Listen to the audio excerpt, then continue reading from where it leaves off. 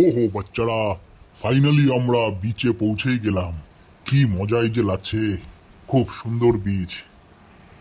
বাবা পিচিটা কার, আমার দাদার না তোমার? আরে বলো, ওটা বাবার বিচ নয়, ওটা হচ্ছে বিচে। বিচে পৌঁছে গেছি বলছে বাবা, মানে সমুদ্রের বিচ, সি বিচ, যেমন দীঘা পুরী বিচ, ওই বিচ। বলদ কোথাকার।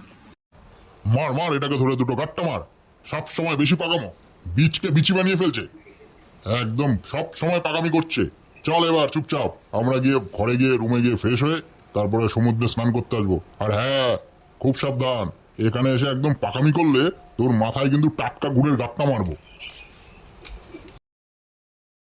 তো বাচ্চারা, আমরা রুমে চলে এসেছি।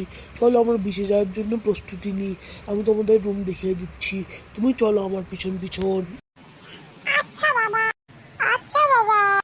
আর খবরদার, যদি এই বুল্লার বাচ্চাটা আরেকবার যদি বলে না বিচকে বিচি বানিয়ে দেয়, তাহলে কিন্তু আমি আবার ওকে সত্যি সত্যি দুটো গুড়ের গাঁটটা দিয়ে দেবো।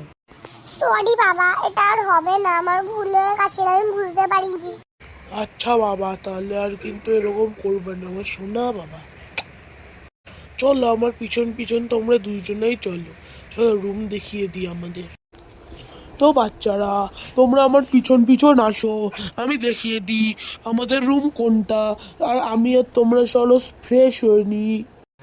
আচ্ছা বাবা, আমি আসছি। আচ্ছা বাবা, দাঁড়াও, আমিও আসছি। দাঁড়াও বাবা, আমিও আসছি। দাঁড়াও বাবা, আমিও আসছি। তো বাচ্চারা, আমরা রুমে ফ্রেশ হয়ে চলেই আসলাম বিচে। চলো এখন আমরা ডুব দেবো। হা হা হা, আমার কি মজাই না লাগবে। হু হু।